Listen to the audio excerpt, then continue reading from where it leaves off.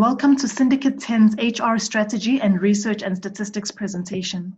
In this presentation, we will be unpacking how the changes made by companies in response to the COVID-19 pandemic have impacted job embeddedness and its effects. To mitigate the health risks of the COVID-19 pandemic, employers have implemented different measures which have affected employee engagement. In other words, employees' job embeddedness has been affected by changes made by organizations in response to the COVID-19 pandemic.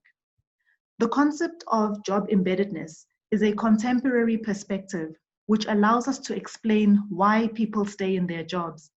Job embeddedness represents a broad constellation of forces that influence an employee's attachment to their organization. The more embedded the individual is in the job, the lower their likelihood of quitting. Job embeddedness is further characterized into two classifications: on-the-job embeddedness and off-the-job embeddedness. On-the-job embeddedness refers to factors within the workplace that keep an individual attached to the organization.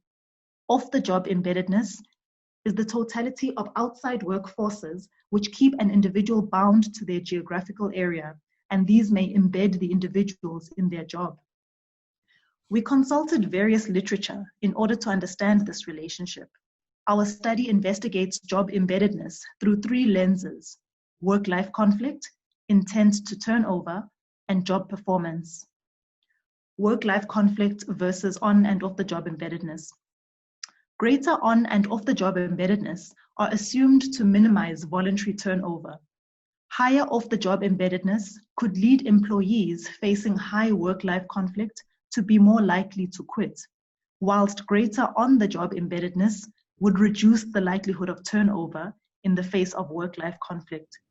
When employees have high work-life conflict, they tend to focus personal resources into those domains in which they are highly embedded.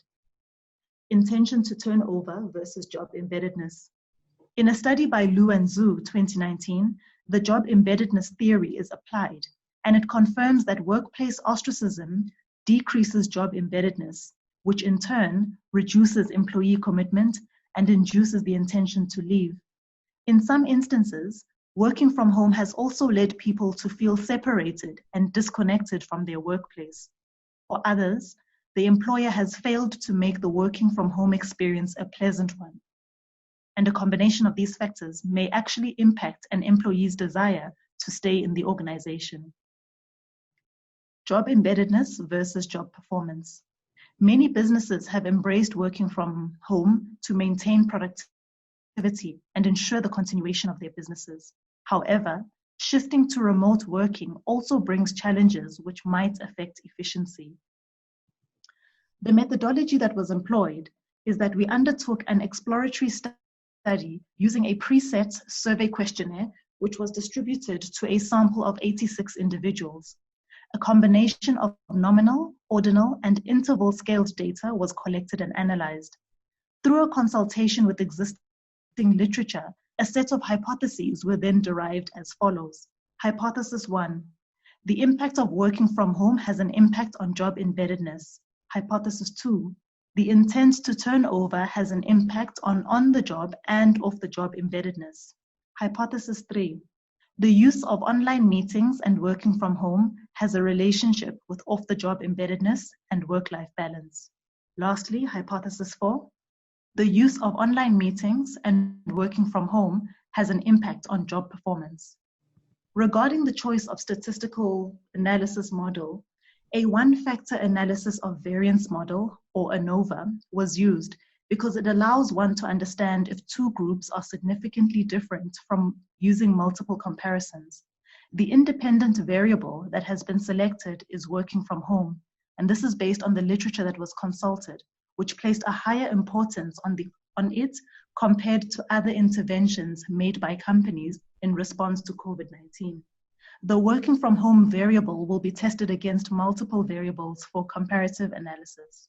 The analysis of the results was conducted using the IBM SPSS software. Now let's have a look at the results. For the first hypothesis, as the highest mean is observed on the job performance variable, it can be deduced that working from home has the highest impact on job performance. The p-value is less than 0.05, and it suggests that there is a statistically significant relationship between working from home and job performance. Hypothesis 2. It can be seen that the intent to turnover has a bigger impact on on-the-job embeddedness because the mean responses tend towards the agree rating on the Likert scale.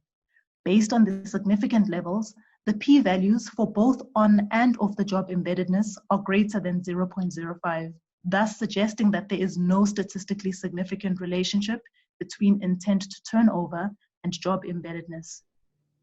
The third hypothesis.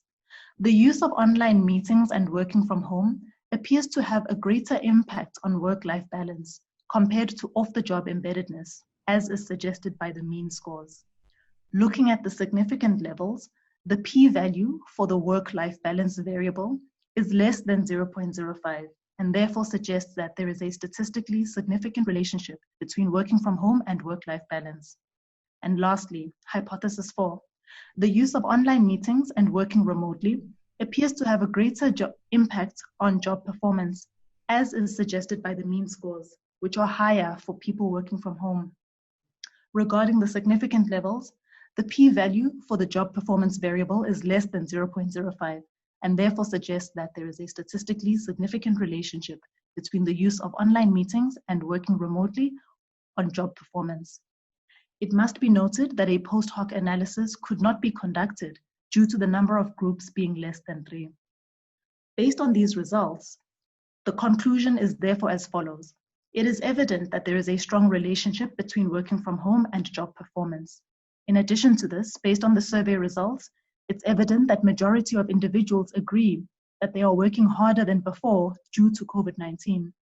Individuals also tend to agree that their companies manage their productivity appropriately. From this, we can deduce that working from home has a positive impact on job performance. A strong positive relationship between working from home and work-life balance could perhaps be attributed to the fact that working from home allows individuals to be more engaged in their personal lives throughout the day and therefore promotes a healthy balance between fulfilling work and personal commitments. Based on the results and the conclusion, our recommendations are as follows. Considering that working from home does not have a significant impact on intent to turnover, whilst it has a significant impact on job performance, our syndicate recommends that companies should consider the implementation of adaptive working solutions by affording employees more workplace flexibility and allowing them to work from home as and when necessary to improve productivity. To enable this, companies can set up remote working facilities to further assist their employees. However, companies must also appreciate that the implementation of remote working is broader and deeper than they might realize. To be successful in the long term, a structured approach is required, together with a significant investment to change corporate culture in order to maintain and increase employee engagement. A revision of company policies may also be necessary in order to govern the dynamics of working from home and to manage the psychological contracts that may arise as a result of this new way of working.